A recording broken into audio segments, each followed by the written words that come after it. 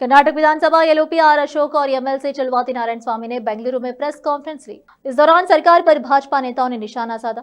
ವರ್ಷದಿಂದ ವರ್ಷಕ್ಕೆ ಕಲೆಕ್ಷನ್ ಜಾಸ್ತಿ ಮಾಡಬೇಕು ಅಂತ ಈಗ ನೋಡಿದ್ರೆ ವರ್ಷದಿಂದ 2.5 ವರ್ಷದಲ್ಲಿ ವರ್ಷದಿಂದ ವರ್ಷಕ್ಕೆ ಟಾರ್ಗೆಟ್ ವೈನ್ ಸ್ಟೋರ್ ಹರಾಜ್, CL7 ಹರಾಜ್, CL2 ಹರಾಜ್, ಬ್ರೀವರಿ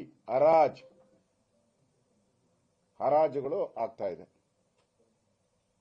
ನಿನ್ನೆ ಲೋಕಾಯುಕ್ತ SP ಅವರು ಅಬಕಾರಿ ಇಲಾಖೆಯಲ್ಲಿ ನಡೀತಾ ಇರುವಂತ ದೊಡ್ಡ ಭ್ರಷ್ಟಾಚಾರದ ತಿಮಿಂಗಲವನ್ನ ಬಂಧಿಸಿದ್ದಾರೆ। ಸುಮಾರು 2.5 ಕೋಟಿಗೆ ಬೇಡಿಕೆ ಇಟ್ಟದ್ದು ಒಂದೇ ಒಂದು ಲೈಸೆನ್ಸ್ಗೆ।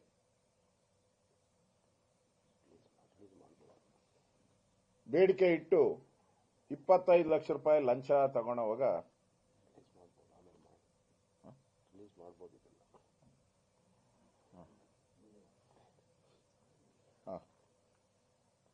ಮಾಡಿ ರೆಡ್ ಹ್ಯಾಂಡ್ ಆಗಿ ಸಿಕ್ಕಾಕೊಂಡಿದ್ದಾರೆ। ನನಗನ್ಸುತ್ತೆ ಇಡೀ ಸರ್ಕಾರ ಇವತ್ತು ಕಳ್ತನದಲ್ಲಿ ರೆಡ್ ಹ್ಯಾಂಡ್ ಆಗಿ ಸಿಕ್ಕಾಕೊಂಡಿದೆ। ಯಾಕೆಂದ್ರೆ ಅಬಕಾರಿ ಇಲಾಖೆ ಬರೋದು ಫೈನಾನ್ಸ್ ಡಿಪಾರ್ಟ್ಮೆಂಟ್ ಅಡಿಯಲ್ಲಿ,